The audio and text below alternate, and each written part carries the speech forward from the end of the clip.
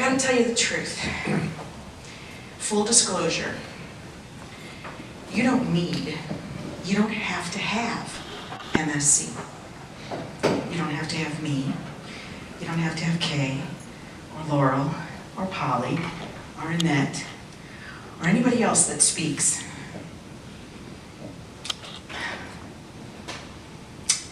Except for Cassidy. That's technology that we need. Okay, there's no bargaining there. You don't need the books. You don't need the classes. You don't need the gurus. You know why? Because you have everything you are and need in this lifetime, those before, those to come, in every dimension, past, present, future. You are the infinite. Your inner insights are always there, and they always will be. Now, we do offer something though, just so you know. You may not need us, but we do offer exactly what was led into this. We offer the community. We offer the family. We offer the belonging. We offer the inspiration. We offer the connectivity, the love, the light, the inspiration. And we allow you, not in like permission, but you know what I'm saying. We allow you to be who you are and what you are and where you're at. And we love you and meet you where you're at. Because spirituality is actually recognizing the light within ourselves. No religion has a corner on that. It's in everybody. And that is one thing that I really pride ourselves in, because we are inclusive. We are accepting and open and loving to everybody. So what I think we are here for, all of us, is to remind you how great you are and who you really are.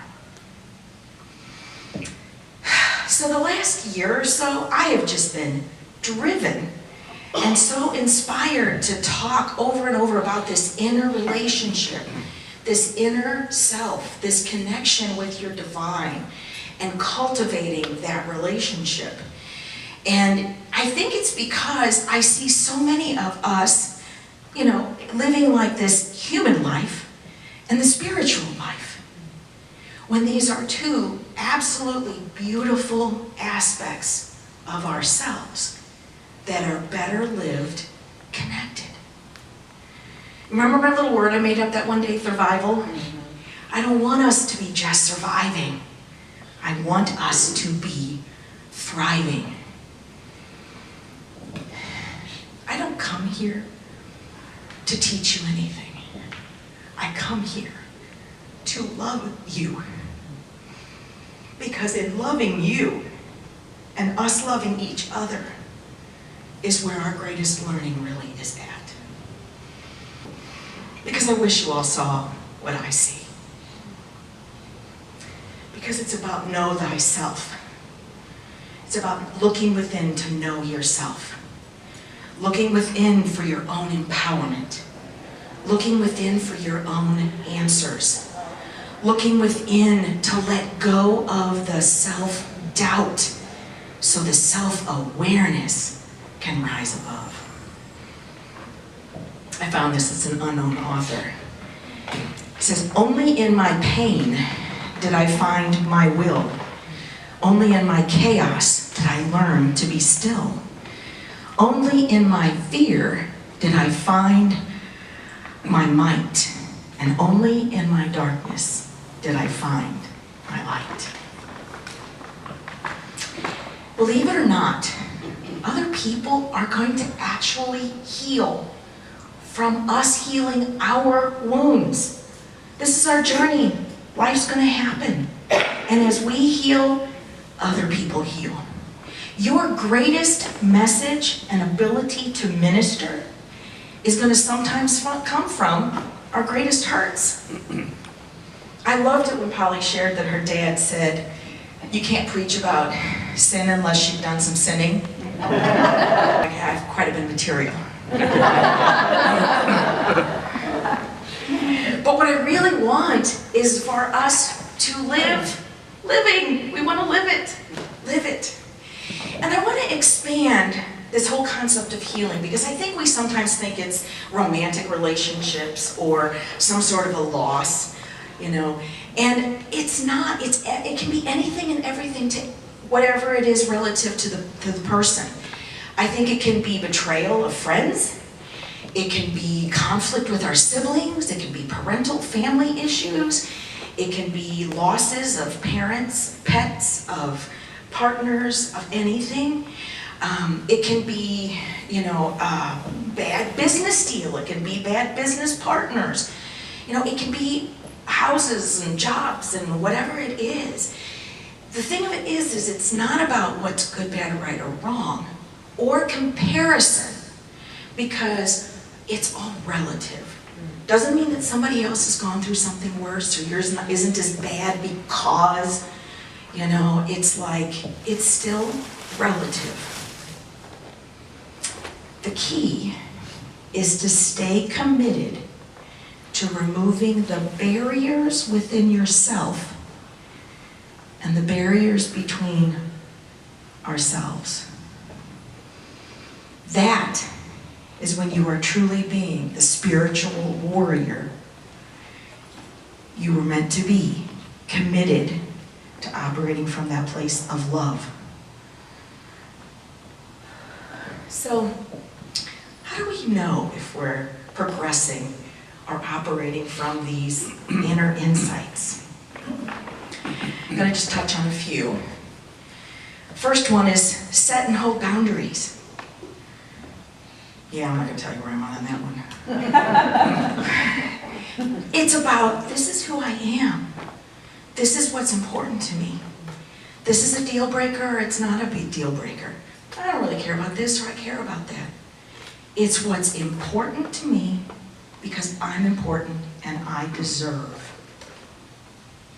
That's sometimes hard for us to do. Challenging. How about being comfortable with yourself? And I'm not just talking about your wrinkles, rolls, and toes, which that would be nice. I'm talking about how too many of us are toning down our weirdness. With our family, with our friends, with people. How many people, before you start talking about love, light, and vibration, do one of these? Just to make sure. Because what I think we'll find is that we are subduing some of the very best parts of ourselves. And there's no greater joy than to find people that love us no matter what. So always let your white flag of weirdo-ness wave here. Because we're going to love you anyway. It just doesn't matter. Oh. How kind are you to yourself? Especially when you think you mess up. Okay. The stick that we beat ourselves up with, I think Sundragon directed us to the trash can the last time. I am too. Throw that stick. And you know what? I think I don't do this anymore. No, I've just refined it. When I was in my 20s, I'm stupid. How stupid could I be? How dumb was that? Well, I don't do that anymore, but I do go, oh God, Lena, what were you thinking? How did you let that go on for so long? How different is that? Not still hitting myself. So, this is a good one. Being able to breathe and pause and collect yourself and your thoughts before you react. Because when you're reacting, 9 times out of 10, you're pinging off of stuff out there. But if you're responding from your inner insights, you're going to be able to collect yourself and respond. How many times has something tragic happened on Tuesday and it was the end of the world, and by Friday you're like, oh, that wasn't that bad. That got fixed. That went away. But on Tuesday, the world was falling apart, right? The sky was falling. My really good friend has what she calls the 24-hour rule. It's really a good thing to do. Friends, family, people, places, I don't care whether it comes in a text, a call, a voicemail, if something comes at you that is triggering you or you are wanting to react to, give it 24 hours. You might even write a response and leave it alone and come back and you'll laugh, or revise. But give yourself some time. This is important because we're just so like that. And it's good when people let us know we're doing that, right, Joy? I bombarded her at the door the other night. She's like, Lena, I just walked in the door. And I'm like, oh, okay. I'm over here doing this. But I loved the directness. Thank you. Okay. I'm so guilty of this, I'm almost afraid to say it. Cutting ties with those who are not good for us. I'm notorious for giving second, third, eighth, 10th chances. And I'm really being nice to myself right now. You know, because I want to be loving, right? I want to be understanding. I want to unconditionally love. Well, guess what, guys? It's okay to prioritize yourself and unconditionally love somebody from a distance. Amen. Yes. Check me if you see this happening. Knowing when you're in the flow, even if it doesn't feel as great as you wished it did. Because I say this all the time, why isn't doing the right thing feel good every time? In fact, if I figured this out today, it better be active yesterday, right? I'm done, right? I figured this out. There's still a process to this. And there's still that processing of learning how to just sit in that transition, which sometimes doesn't always feel good. I threw another one in there, and that was not taking ourselves so seriously. In a day-to-day life, let's get real.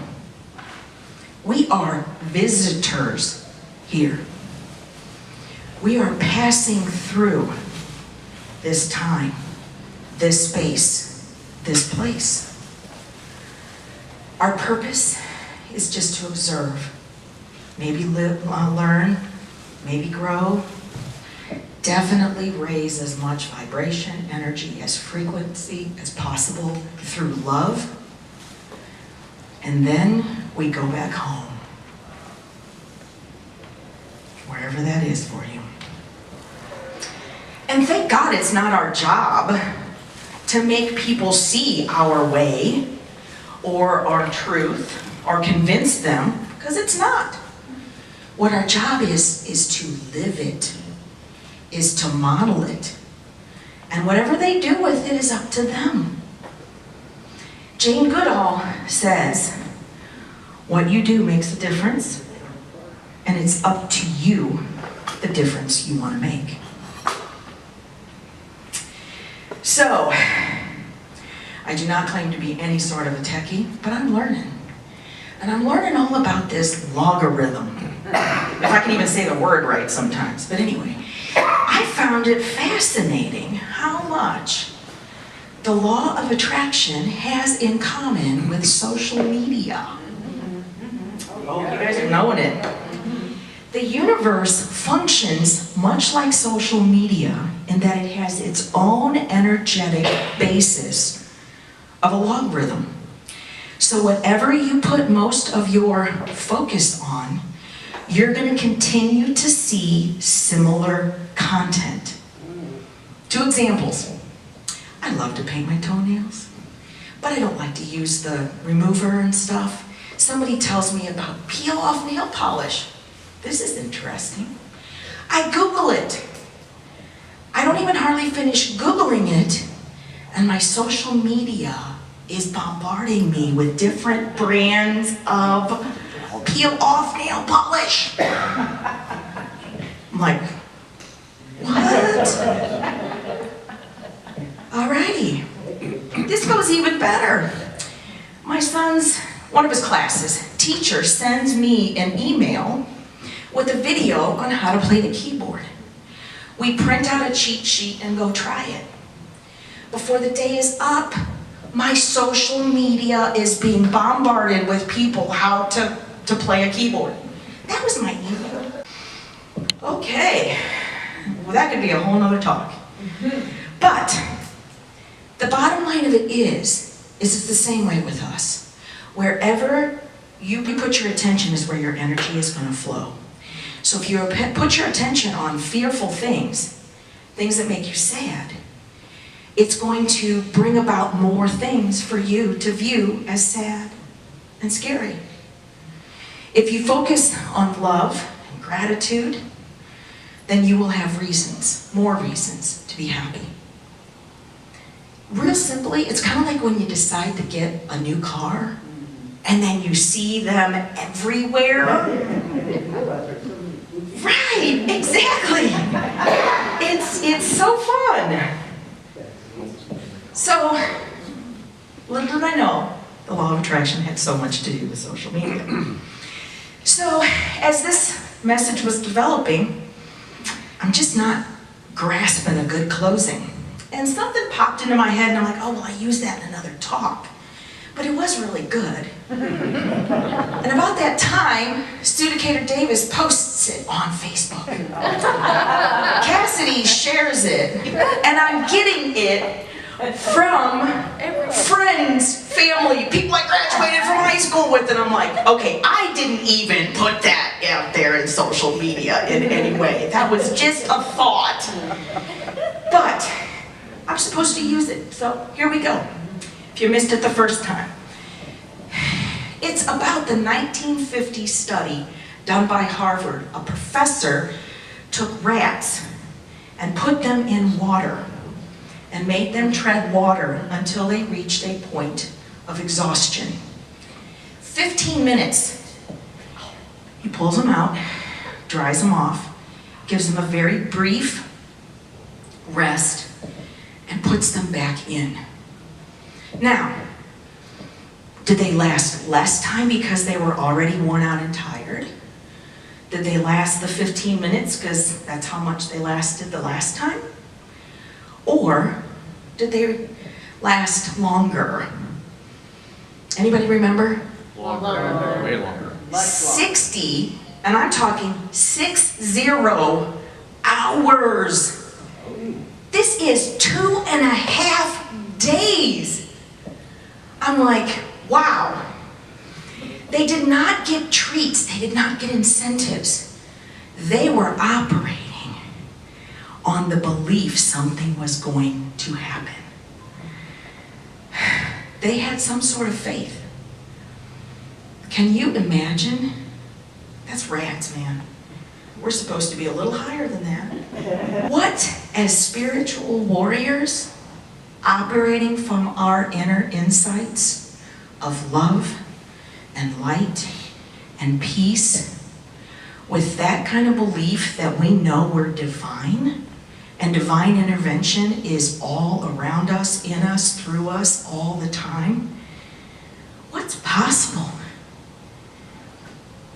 when we live in our self-awareness? What's possible? It's limitless.